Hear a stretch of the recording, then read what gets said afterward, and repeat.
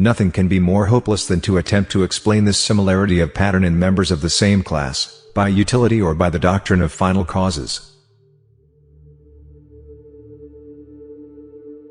Ignorance more frequently begets confidence than does knowledge.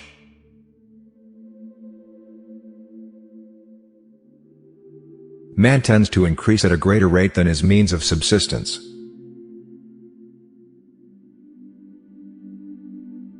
The love for all living creatures is the most noble attribute of man.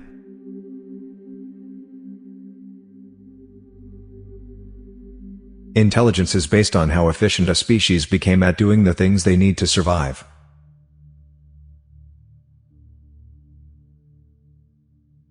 Great is the power of steady misrepresentation.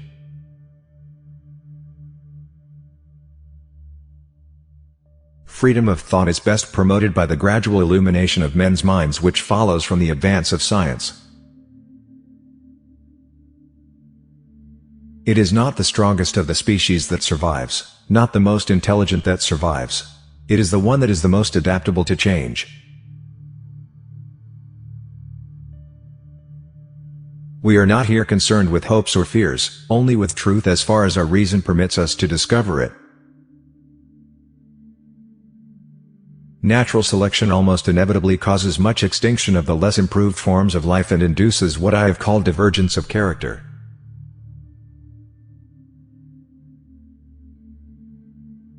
A scientific man ought to have no wishes, no affections, a mere heart of stone. I am convinced that natural selection has been the main but not exclusive means of modification.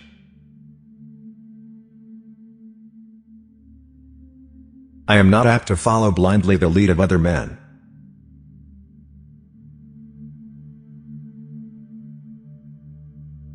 The mystery of the beginning of all things is insoluble by us, and I for one must be content to remain an agnostic.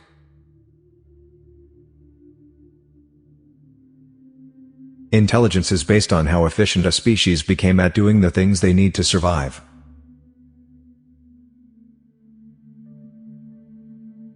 The survival of preservation of certain favored words in the struggle for existence is natural selection. I have called this principle, by which each slight variation, if useful, is preserved, by the team of natural selection.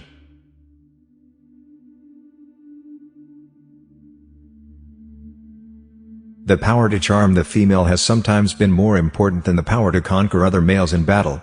Laws.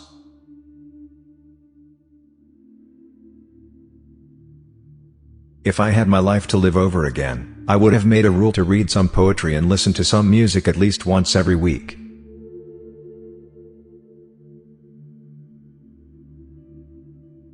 We must, however, acknowledge, as it seems to me, that man with all his noble qualities, still bears in his bodily frame the indelible stamp of his lowly origin.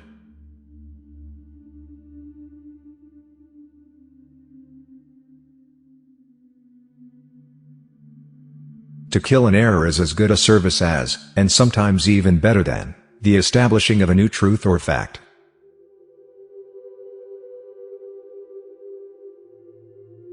A moral being is one who is capable of reflecting on his past actions and their motives, of approving of some and disapproving of others. There is grandeur in this view of life, with its several powers, having been originally breathed by the Creator into a few forms or into one.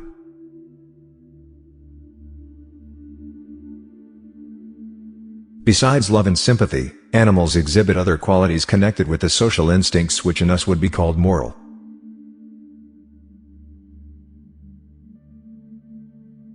If any man wants to gain a good opinion of his fellow men, he ought to do what I am doing, pester them with letters.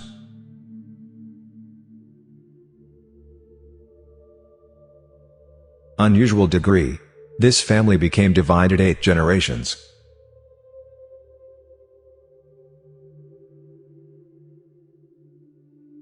Man tends to increase at a greater rate than his means of subsistence.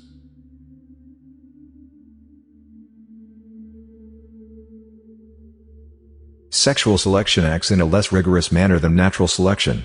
The latter produces its effects by the life or death at all ages of the more or less successful individuals.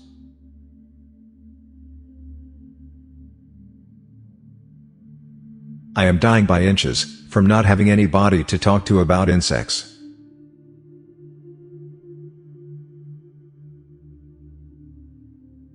I think an agnostic would be the more correct description of my state of mind. The whole subject, of God, is beyond the scope of man's intellect.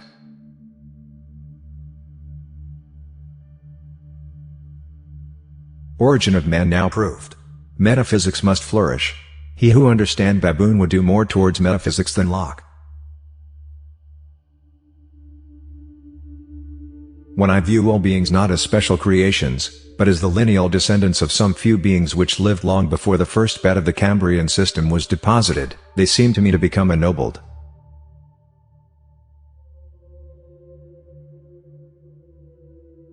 One may say there is a force like 100,000 wedges.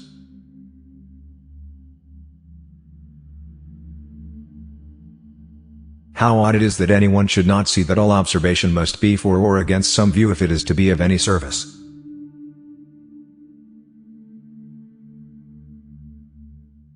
I feel most deeply that the whole subject is too profound for the human intellect.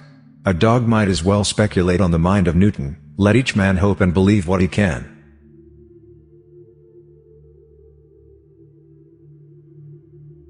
There is no fundamental difference between man and animals in their ability to feel pleasure and pain, happiness and misery.